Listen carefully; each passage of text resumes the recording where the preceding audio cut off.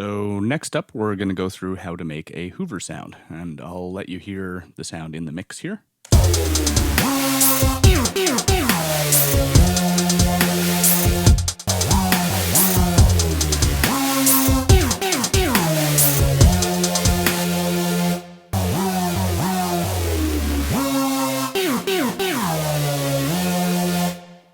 So it's a big and complex sound, and as you can see, I've got a little bit of effects processing going on after the sound here, including a saturator, a reverb, and an instance of the glue compressor just to bring it in line a little bit. But the majority of what we're going to be doing is actually in massive.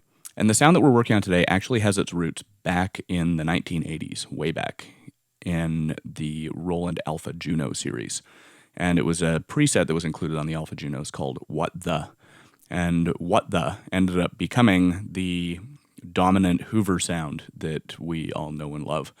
It was on countless records back in the day and is now so ubiquitous that it's almost like an entire genre of sound that people refer to as Hoovers. And really, those are all based off of this one preset that was included on this Roland synth back in the 80s.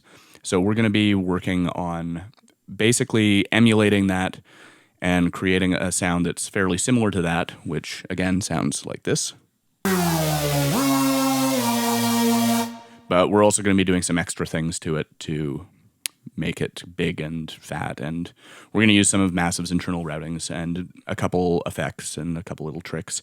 And it's important to note that you don't need Massive to do this. Pretty much any synthesizer is going to be capable of making a noise like this. Certainly when you bring Ableton's effects into the mix as well, you're going to be capable of producing this sound using just about any synthesizer. So let's start having a look at it. So the Hoover is actually a relatively simple sound to set up.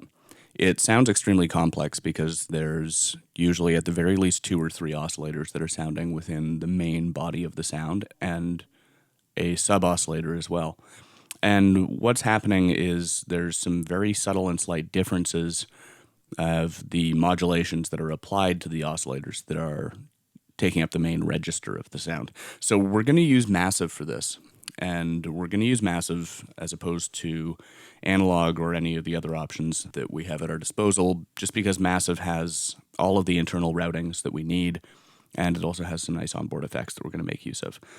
If you choose to use analog for this, which is a great synth, you will encounter one minor limitation, and that's that analog's pitch envelope is not a multi-stage envelope.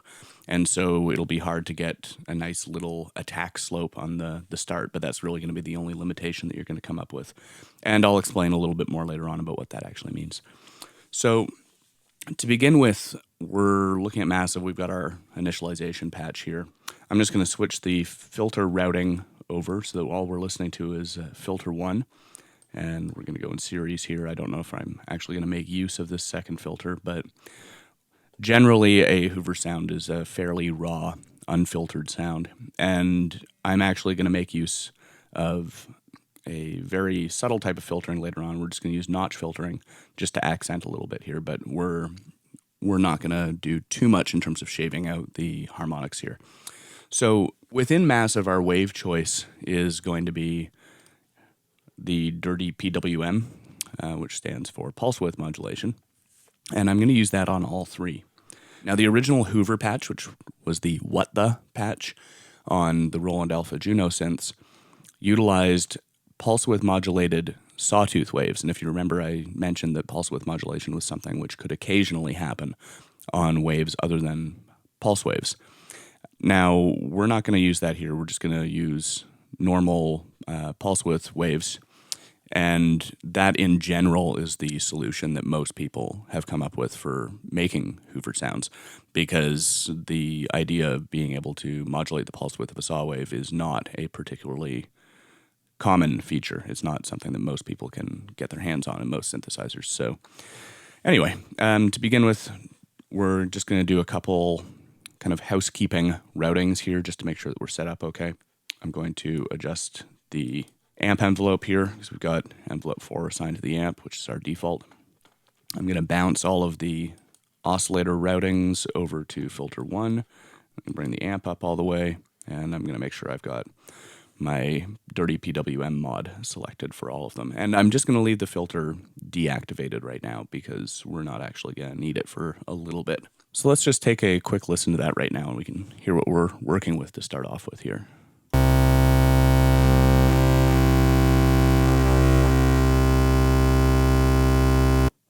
So you can really hear, I'll just bring two of these oscillators down. You can really hear the animation that you get from modulating pulse width here. And that's going to provide a lot of the motion within our sound. So to begin with, what we're going to want to do is bounce one of these oscillators up an octave, and we're going to take one down an octave. And so the result here, obviously, is going to be a very wide sound. It's taking up a lot of range. And I'm going to bring this back up, and I'm going to bring our lowest oscillator up, but not 100% of the way. So the amp's going to be down a little bit. And I'm going to roll down the master a little bit just in case we're starting to clip it all. But let's listen again here.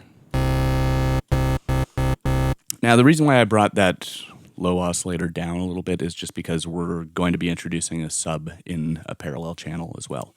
And so we're not going to need quite as much of the low end here, but I do want a little bit of animation down in that range. So the first thing that we really want to do to start creating our Hoover here is take one of our LFOs, in this case I'm going to use LFO 5, and I'm going to assign it to wavetable position on each of the oscillators. So something that you just need to know quickly, we're going to go in depth on this later on, but in the meantime I should probably just do a quick note on this. Adjusting pulse width modulation with the wavetable position is something that exists within wavetable synthesizers. It's not how pulse width modulation generally works within most analog style synths. Pulse width modulation is usually a control of the balance of the wave as it is generated by either an analog oscillator or an emulation of an analog oscillator. And in this case, we're actually just adjusting the part of the wavetable that's being played back. So we'll actually discuss that a lot later on. But in the meantime, that's just why if you're not using massive, you're not going to be adjusting wavetable position to get this pulse width modulation effect. You're going to be actually adjusting pulse width modulation. So anyway, that's just a really quick aside there. So the next step is going to be playing around with the LFO amount and LFO speed. So let's just hear what we have to work with right now.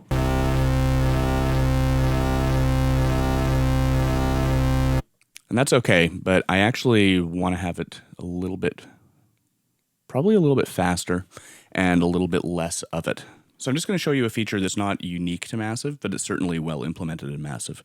And that's the ability to basically scale things in multiple different ways using multiple parameters or multiple sources. So it sounds complex, it's really not. What I mean by that is I just decided that I've got a little bit too much of the LFO going to the wavetable position here. And as you can see, I've got that mapped to all three oscillators. Now I've got two options for how I want to reduce that, or how I can reduce that. Option one would be to go through each oscillator and manually reduce the amount of modulation assigned to it. Or option two, which affects all three, is to reduce the amp level of that LFO. So you can think about it this way. The maximum amount of modulation which that LFO will ever provide is the amount that I have set here in all three of these oscillators. Assuming that the amplitude of that LFO is at maximum, that's the amount it's going to provide. But I can basically turn down the volume of that LFO. And as I turn it down, it will decrease the amount of LFO down to, at the end, nothing. Back up to maximum, that's as much as we're ever going to get, is the amount that I've assigned. So let's have a quick listen to it, and we'll bring it up until we find a sweet spot.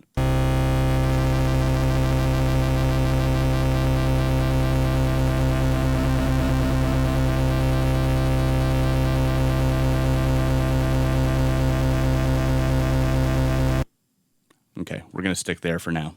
Now, I also want to get a little bit more phasing going on, so I'm going to take our middle oscillator and drop it down a little bit just to detune it slightly, and our top end oscillator is going to get the same treatment there.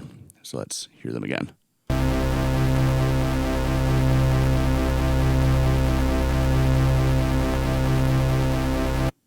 So that's a pretty big sound as is.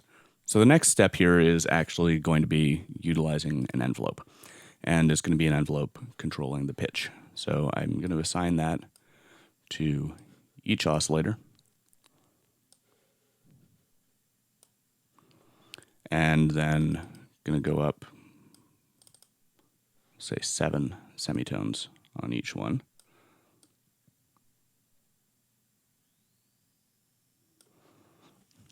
And let's have a listen to that.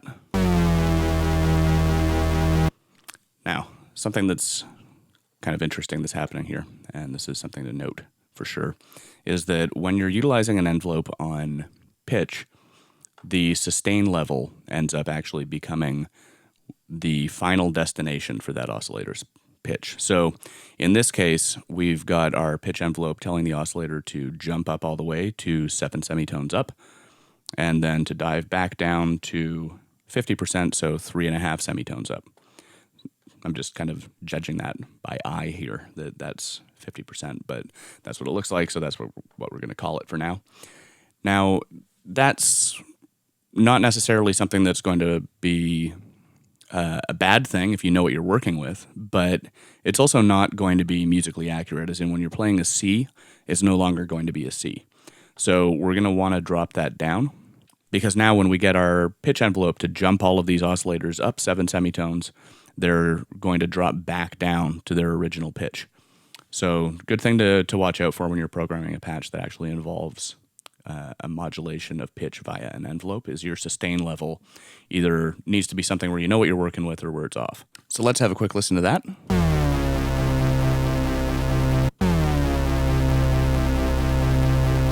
So already you can hear that we're getting into the right kind of territory here.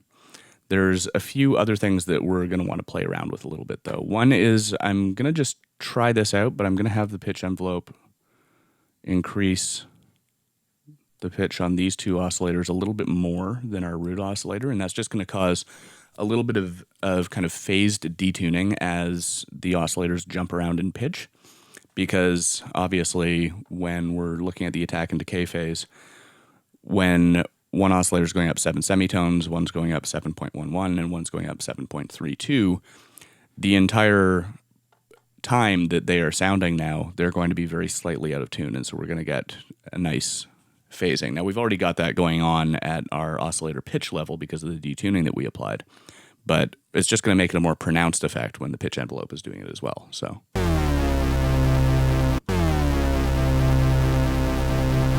okay.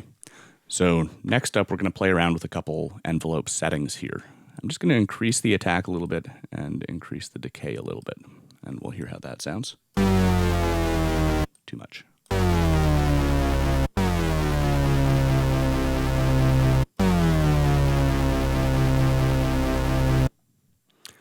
Now let's actually try bringing this up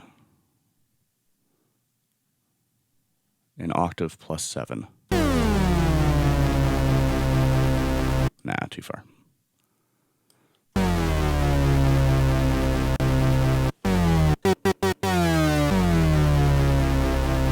Cool. So I'm just going to go into our voicing section here and make sure that we're dealing with a monophonic patch and that we've got it set to legato triller, because that's going to allow us to depress a key, press another one, and then have it skip back to that first key so that we have a continuous sound. So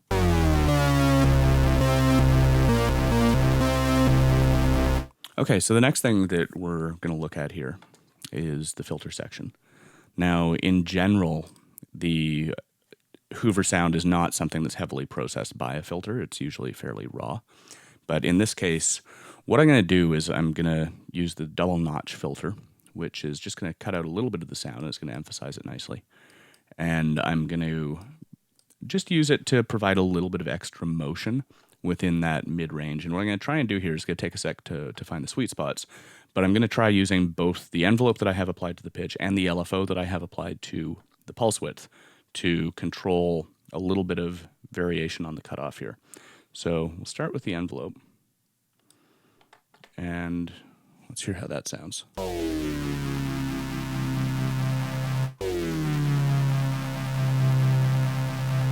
Okay, that sounds cool. And in fact, it sounds cool enough that I want to keep that around, but I don't want that to be the primary sound that we're actually hearing here, because the resonance and the nature of that filter now are causing a bit of a dip in volume. So what we're going to do instead is we're going to utilize the fact that we've got two filters here. I'm just going to bring the mix over. So mix is 50% between filter 1 and 2. And I'm going to set the filters up in parallel here. And then I'm going to route my oscillators to both filters. But I'm not going to apply a filter to filter 2. I'm just going to leave that slot empty. So basically what we've got here is a wet-dry scenario where this mix controls a wet and dry signal between filter 1 and the blank filter 2. 100% wet would be all the way over to filter 1. 100% dry would be all the way over to filter 2 because there's no filter actually processing the signal that goes through that slot. And then in the middle is 50%. So let's hear what this sounds like. And because we're not relying solely on this filter, we can actually go a little bit harder with it and bring the resonance up and see if we can get a little bit more pronounced a spike there.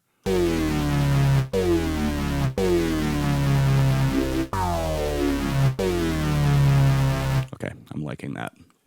Now let's apply a little bit of that LFO, and we're not going to do much with it. We just want to have a little bit of modulation. Yeah, and we can definitely hear that that's doing something. I'll bring it over so that we're just listening to that filter.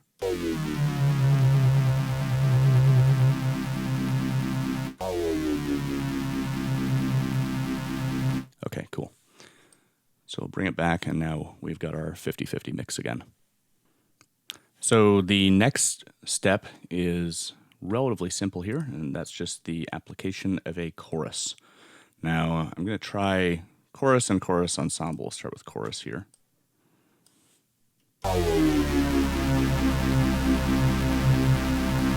Let's just try the ensemble and see which we prefer. Not getting too much of a difference there. So yeah, let's just stick with the chorus ensemble here. And I'm going to go for about 50% wet dry to start. Let's actually give this a little bit of a boost in the highs here. There we go.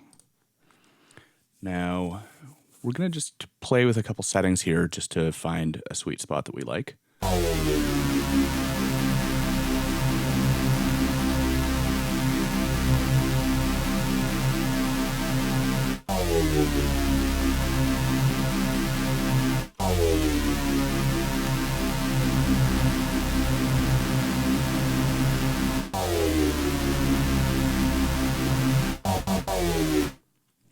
And I'm liking that. So relatively close to what we started off with, but just slowed down a little bit and with the depth increased a little bit.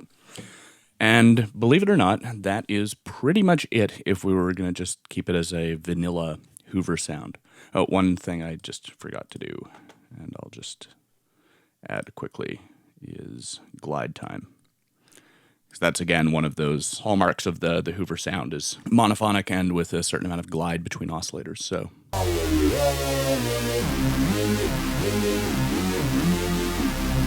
nice. So that sounded good. Now, that said, we do want to add a sub.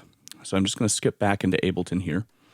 And I'm going to convert this into an instrument rack. And because we want to keep all of our envelope settings the same, because remember, we don't want our sub to necessarily go out of tune with everything else. And we do have a little bit of pitch modulation going on here. Just to make things simple, I'm just going to duplicate that instance of massive.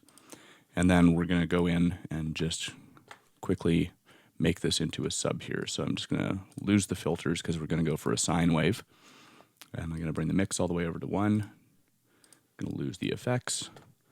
I'm going to lose 2 of the oscillators.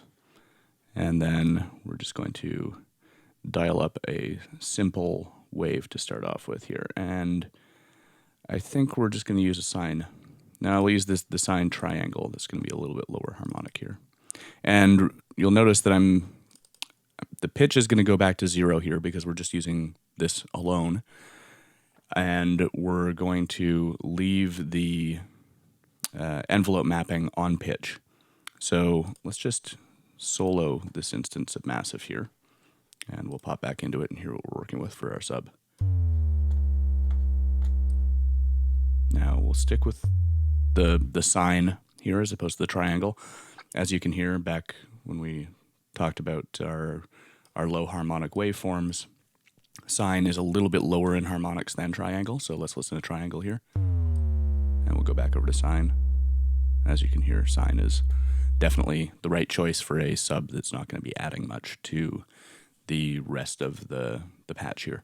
So we're going to just assume that that's going to do it for now and leave that alone for a minute and listen to the two in conjunction.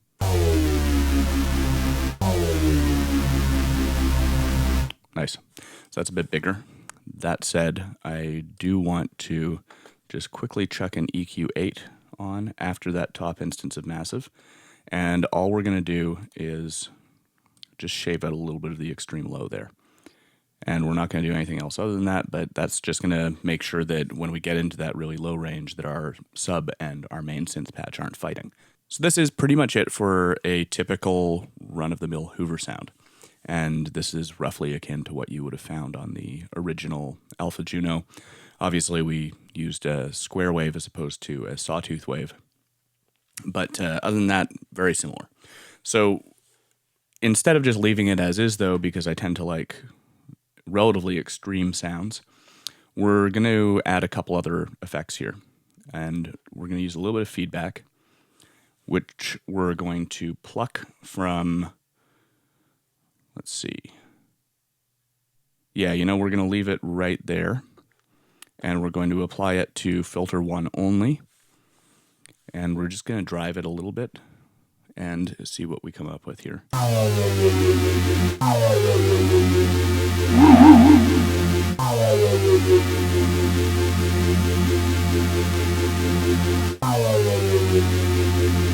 Okay. So that's going to do that for now. And I'm actually wanting a little bit less of filter 1 in the mix here, so I'm just going to reduce that down. Okay, we're going to leave that as is. And then we're going to add a little bit of distortion before the filter going into filter 1 here. And we'll just choose, start with the sine shaper here. I'll just start with some moderate settings and go from there.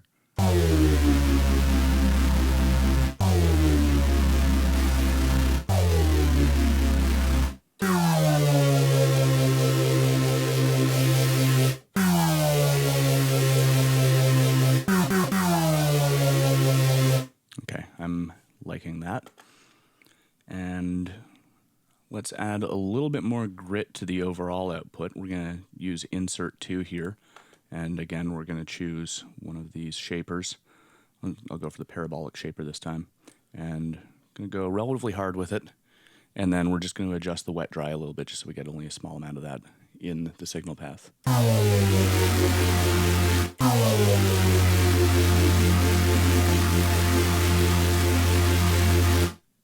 Nice. Now, one more thing that we're just going to do quickly before we call it a day on this sound is we're going to make this a little bit more playable. And we're going to do that by assigning one of the macros in massive to the attack and decay time. So we've got macro 1 in there. And as you can see, it's not doing anything right now. But once we assign some ranges to it, it will. So now this knob is controlling the attack time and decay time on that envelope. Let's just hear what that sounds like now.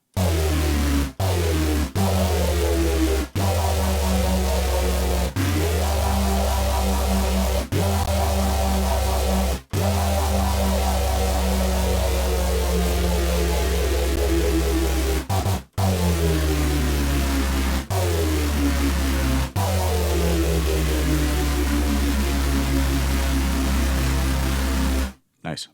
So one absolute final thing, and this is something which is really indicative of the overall sound, is we're going to introduce a little bit of white noise. And I'm going to keep that 50-50 through the filters.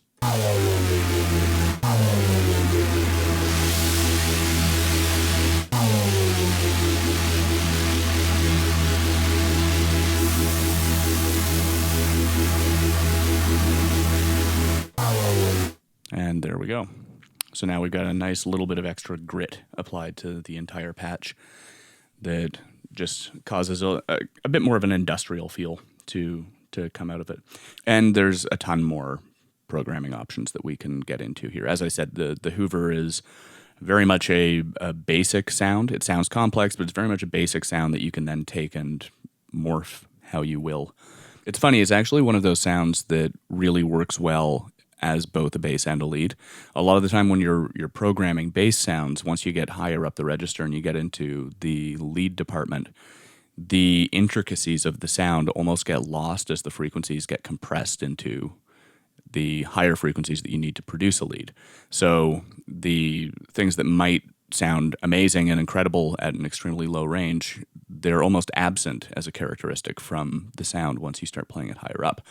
The Hoover is not a sound that's like that. It's a very nice sound across the entire range. So yeah, those are the basics of how to make a Hoover. And if you don't have massive, there's certain things where you don't necessarily need to add them to your sound. For example, the feedback routing is not 100% necessary. If your synth doesn't have onboard effects, you can use Ableton's chorus effects.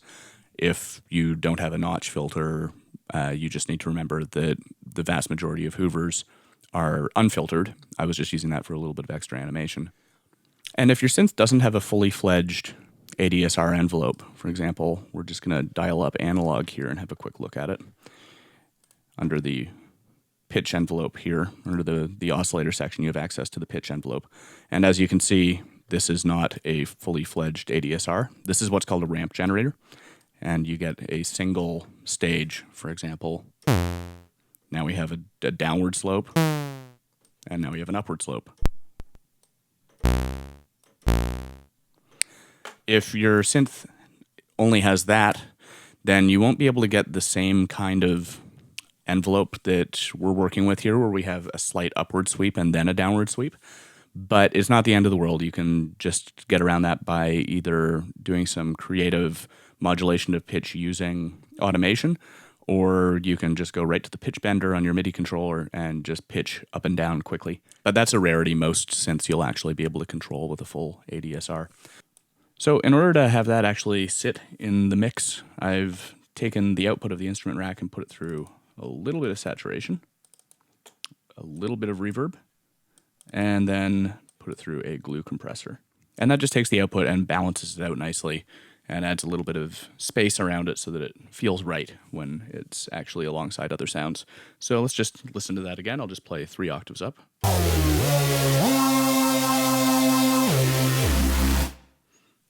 So super big sound, and that is how you make a Hoover.